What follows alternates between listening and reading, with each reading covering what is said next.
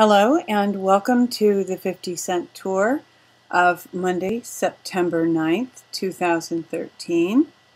Please find a seat on the Liberty bus and we will begin our tour of the day.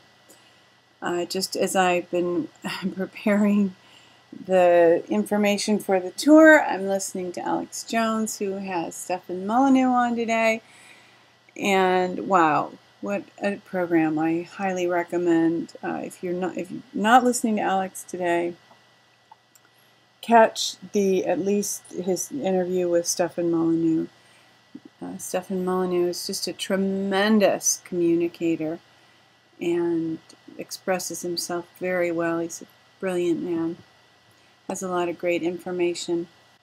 The IntelliHub reporting that John McCain formally accused of accepting bribes from the Rothschilds. And the subtitle, the caption is, John McCain is under suspicion of being on the Rothschilds' payroll. In other news, the sky is blue. So I guess they're saying that's pretty obvious, but more of this significant information is coming to light in a way that is more difficult for people to ignore. Here is an article from Zero Hedge, NSA's greatest weapon in surveillance, outright ignorance in tech consumers.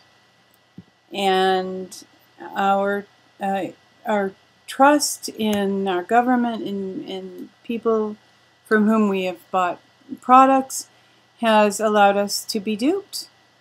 And once people begin to find out what's going on, they will be less likely, in all likelihood, to purchase some of this tech that is spying on us. And there's a clip here from CNBC, and should Microsoft split up?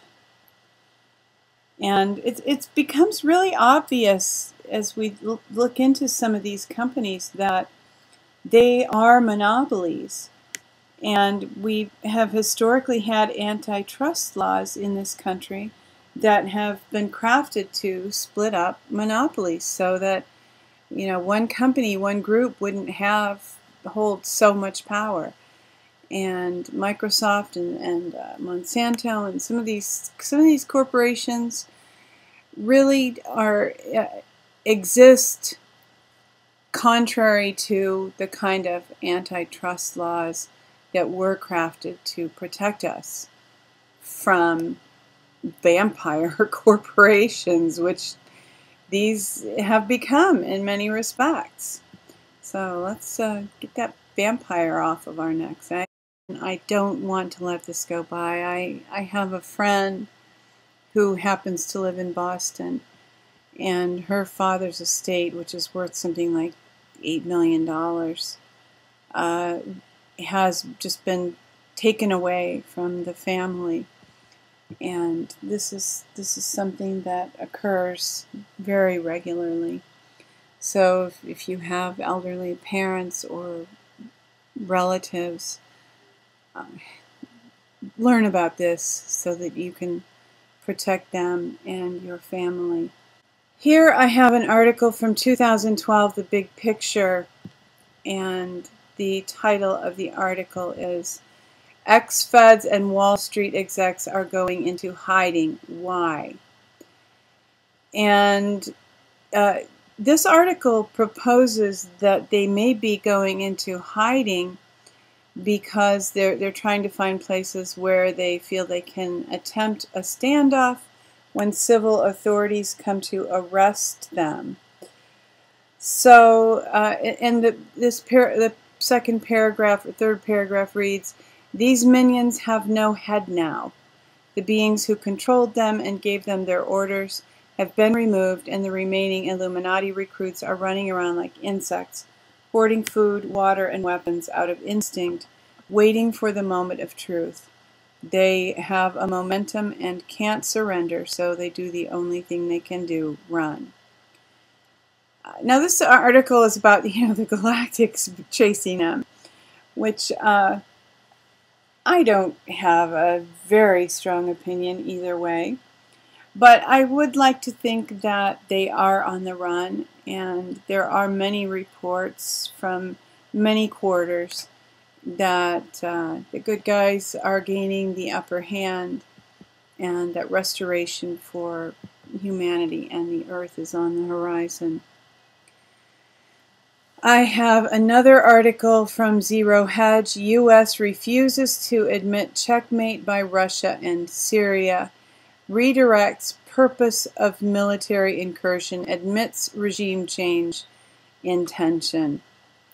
So our overarching goal is to end the underlying conflict through a negotiated political transition in which Assad leaves power. Okay, if you say so, right? I mean, that's from the White House.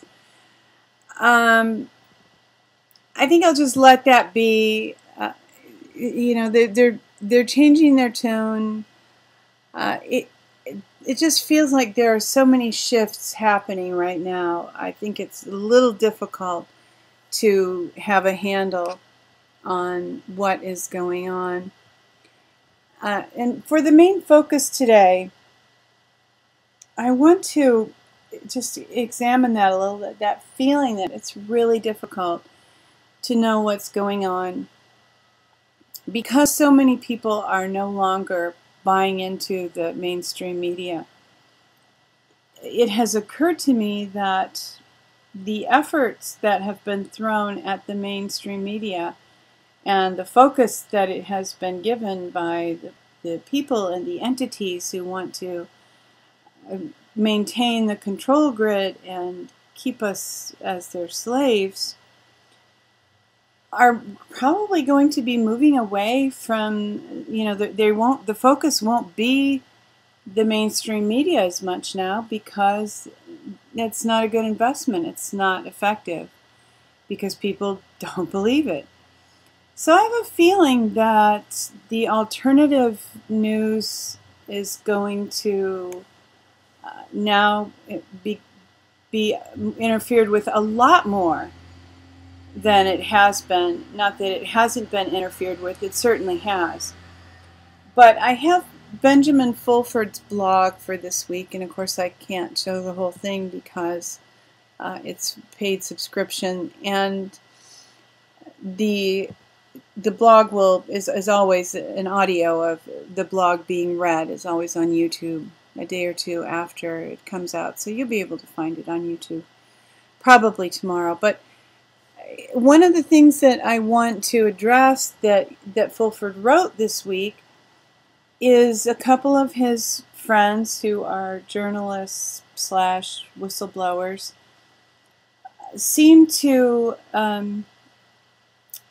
people can't get in touch with them personally. I can't exactly precisely say that they've disappeared, but something doesn't seem to be right with them, and Fulford and others feel that the writings that these people have allegedly put out doesn't have the same tone, and there's concern that these people have been replaced, and their blogs or articles are now being written by someone else other than the real people.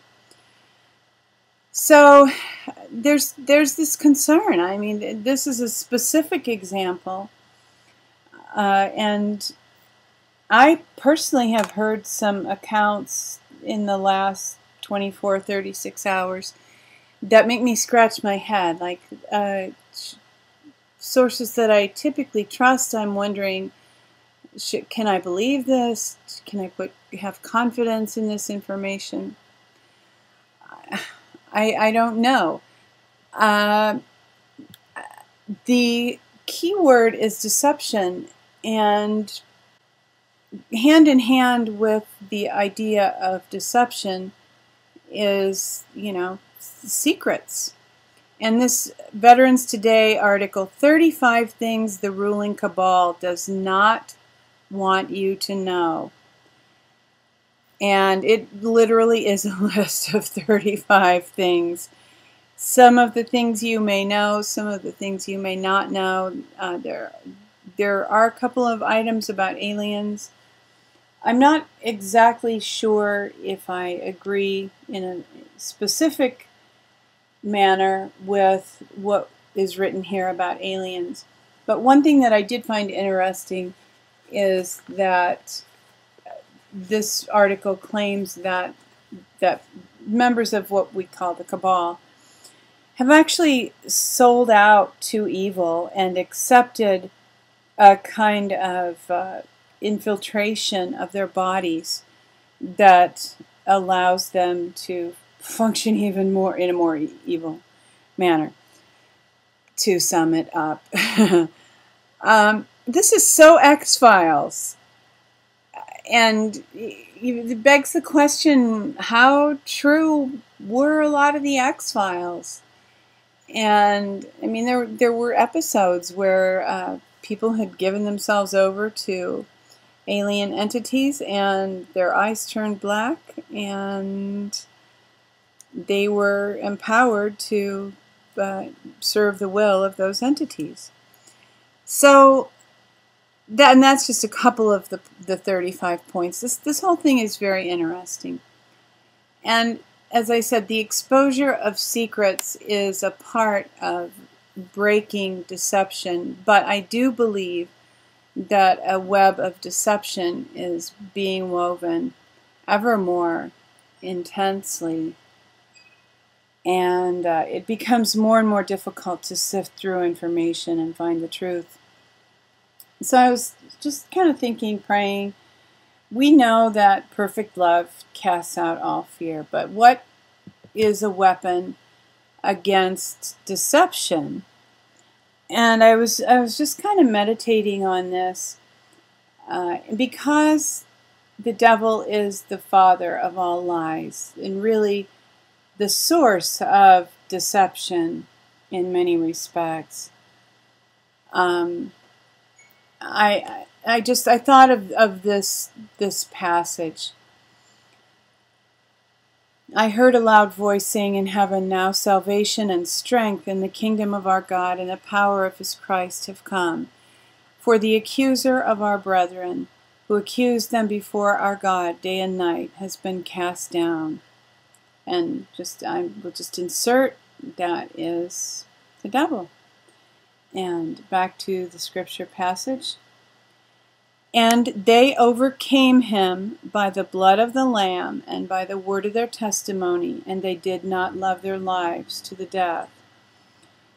So I believe when we are struggling with deception and trying to ferret out truth, trying to discern truth and determine where the lies end and where the truth begins, I think these three things can be helpful. They overcame him, the father of all lies, the devil, by the blood of the Lamb and by the word of their testimony, and they did not love their lives to the death. So it's not just like something simple, perfect love casts out all fear. And I am extrapolating this. This doesn't say this is how you separate truth from deception. It just says this is how the devil is overcome. And so, you know, the blood of the Lamb, that's something that's done. Jesus did that, but we have to understand and invoke that power. And the word of their testimony, what do we know is true? How have we personally experienced God in our lives? And if we can remember that and hold fast to that, that can help prevent us from being deceived. Because, you know, if there's a thought, you know, the world's going to hell in a handbasket, we're all doomed.